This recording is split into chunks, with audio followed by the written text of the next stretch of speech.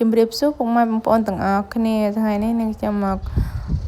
ធ្វើការដុតមាន់កូកាពុកម៉ែបងប្អូនឲ្យមានរសជាតិឆ្ងាញ់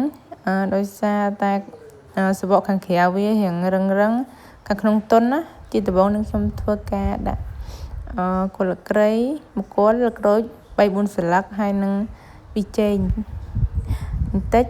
រ៉ឺឌីហើយនឹងប្រេងខ្យង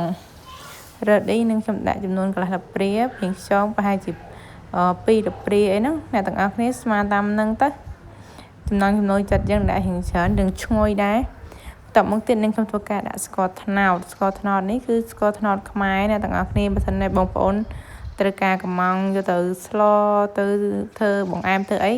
ខាងខ្ញុំមានលក់1គីឡូ 10000អ្នកទាំងអស់គ្នា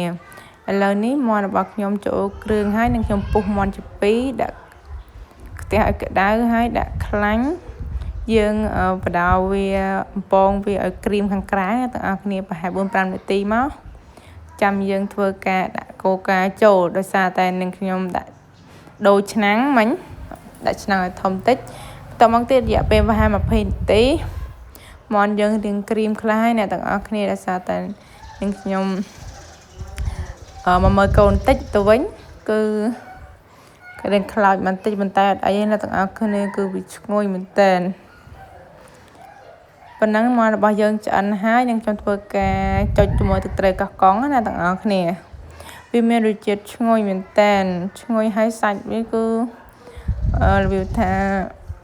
ទុនខាងក្នុងសាច់វាស្រួយខាងក្រៅអ្នកទាំងអស់គ្នាគឺឆ្ងាញ់